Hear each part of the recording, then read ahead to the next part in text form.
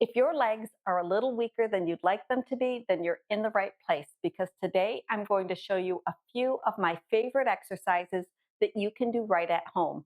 Hi, my name is Kathy and I'm a physical therapist, but if it's been a while since you've exercised, just be sure to check with your healthcare provider before starting anything new. We're just going to do a little bit of marching in place.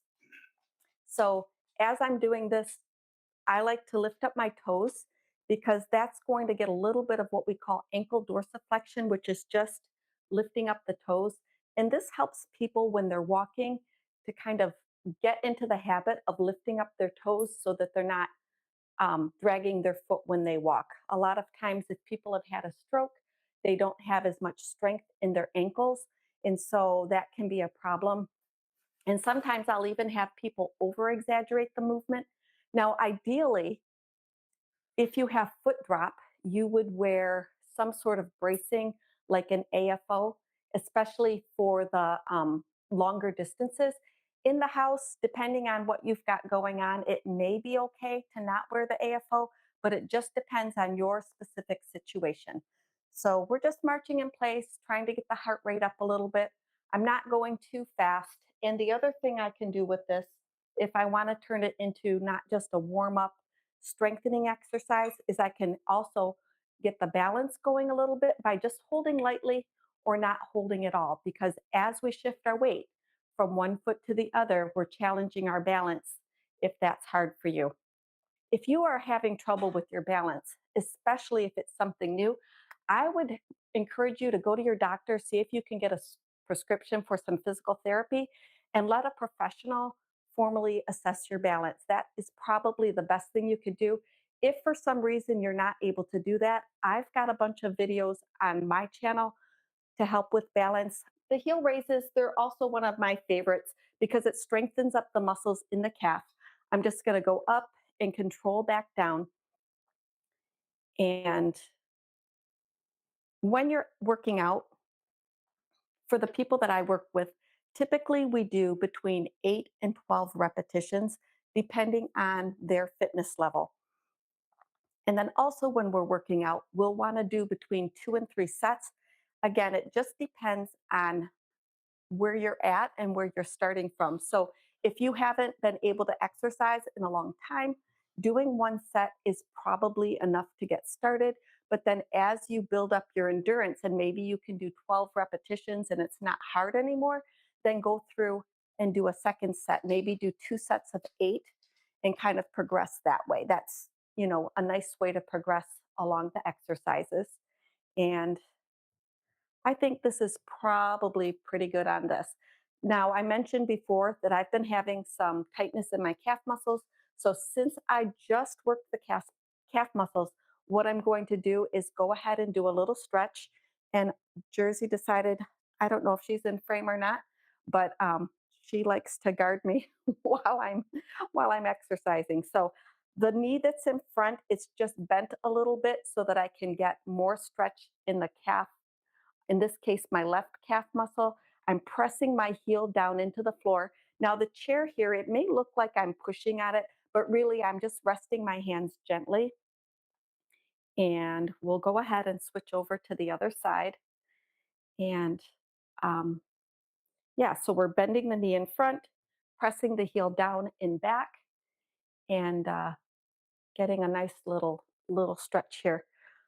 Um, Another thing I do is try to stay hydrated because when you're underhydrated or your electrolytes are off, you can have a little bit of cramping and spasms in the muscles. For me, I get it a lot, um, usually at night. But if you find this type of content helpful, please like and subscribe. The legs, and this is important for walking just to stay strong. And with these, I'm going to keep my leg that I'm bending behind the other leg. I don't want it to sneak forward like this. I just want to keep it back because that's going to get the hamstrings just a little bit better and a little bit of the glute. So that's perfect. Alrighty. So, and I'm alternating left and right. Again, when you're doing these at home, if you do one side at a time, that will help fatigue the muscle faster. But if you're want to incorporate a little bit of a balance challenge, if you hold the back of the chair lightly and shift your weight from side to side, then it becomes a little bit of a balance exercise or a balance challenge as well. Now, if your balance isn't as good and you just do one side at a time, it's a little bit easier because you don't have to shift your weight quite as much. But for a lot of the older people that I work with, they haven't exercised in a while. And if they started off with lower reps and higher weights, there's a good chance they would end up injured. So I'm all about injury prevention and recovering from injuries. So the next thing I want to do is a stationary lunge. So what I'm going to do is I'm just going to put my inside leg forward. My outside leg is going to be behind. I'm going to use the counter for a little bit of support. And what I'm going to do is just bend the knee that's in back and come back up. There's lots of different variations on lunges that you can do. This is just one that I like, and I find it pretty simple for most people that have a relatively good balance level and pretty good strength. And this is great to do because if you ever find yourself on the floor, this is these are the muscles that you'll need in order to be able to stand up. So I like this one for a lot of different reasons because I can feel it in the quad, I can feel it in the hamstrings. Um, Depending on how you do it, you might even feel a little bit in the calf muscle, which is fantastic. And I'm just holding lightly here. If you wanted, you could put the chair in front and hold on that way. You could put the chair on the side, then you'd have two places to hold on to, and that would be fantastic. So let me just do a couple more on the left. I'm going more by how I feel versus a number. So now I'm going to switch. I think I'll just turn this way for this. So I'm going to put my right foot in front, the left foot in back, and we're just coming down. And I want to make sure that my knees stay over my toes. I don't want to come in or out. I just want to keep it nice and even. And it's okay if your knees go in front of your toes as long as it's not causing you a lot of pain. If you happen to have a lot of arthritis and you let your knees come way forward like this, that puts a little extra compression on the joint and that can be painful for some people, but it's okay. Your feet are meant to move that way. And as long as it's not painful, it's all right. So let's go up and down a few more times. And yep, I think Jersey's about to start snoring, which is kind of funny. Alrighty, just a couple more on these. And you can see, number one, I'm getting a little bit out of breath. And number two, I'm getting just a little bit wobbly. So if you happen to be following along at home and you start to get a little out of breath or a little wobbly, it's okay to take a break because when we continue exercising after the muscles are too fatigued and we start losing our form, that's when we end up with an injury. And I don't want anyone to get hurt. I'm going to get to the hip abduction and the hip extension. So I've got my trusty band.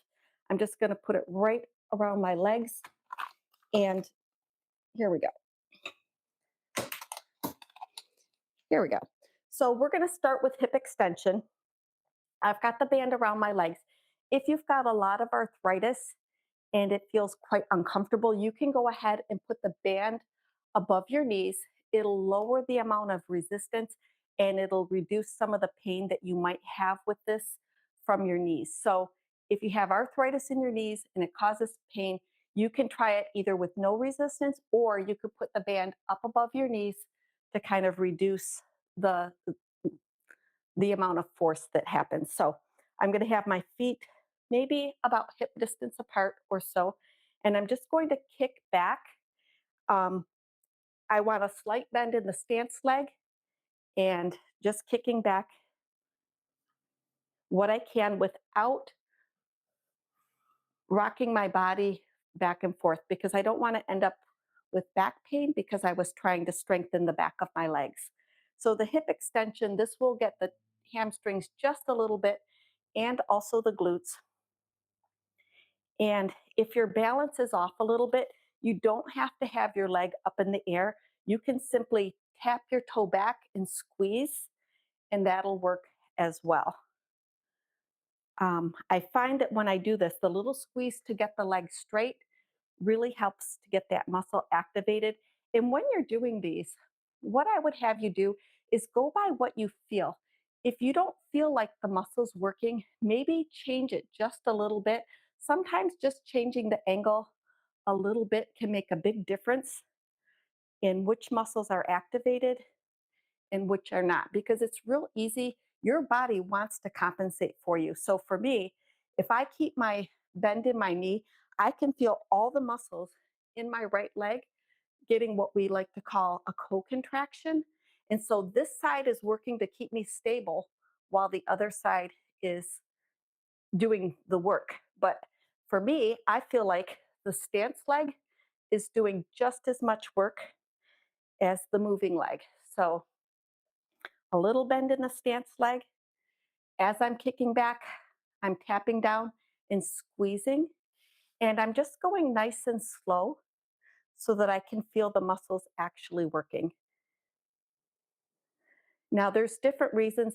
If you wanted to go faster, you could, but you just don't want the momentum to be doing most of the work because that's, I think, a missed opportunity. And I think the eccentric control is important, especially for stability. So if you have any trouble with balance, doing things slow and controlled, I think is ideal. Because a lot of times, especially if your balance is bad, if you get going too fast, your form starts to get a little shaky. And again, that's when you can start having injuries. Okay, so the next one we're going to do is hip abduction. That's the one where we're going out to the side. So I'm going to keep a small bend in my stance leg again. I like to put my hands on my hips. You can do it however you like.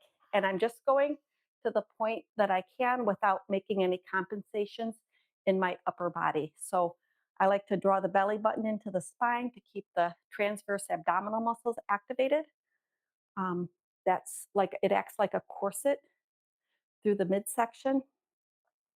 And the other little thing that I like to pay attention to is I like to keep my foot facing forward. If you turn your foot out to the side, you work slightly different muscles than the gluteus medius.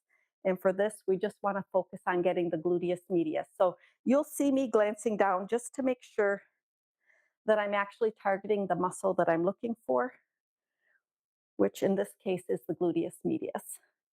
Very important when you're walking, it keeps your pelvis steady. Okay, we'll do one more and then we'll turn and get the other side. So, alrighty, so feet a little bit apart, slight bend in the stance leg, making sure my toe stays pointing forward. Make sure I have my core muscles engaged so that I stay upright and not turning side to side. Take a moment to catch my breath. And if you're following along at home later on the replay, just rest as much as you need to because once your form starts to fail, that's when accidents happen. Alrighty, we're just going to do a few more, making sure my form is good. Um, if you don't want to be looking down all the time, I think it's handy to have a small mirror in front of you. If you're having trouble keeping your form while you're doing these exercises, two things you might do. You can lower the resistance or use a mirror to just make sure you're keeping your form. Keeping our form on point helps us reduce the risk of injuries. Well, I hope you enjoyed this video. If you did, you might also like this video here.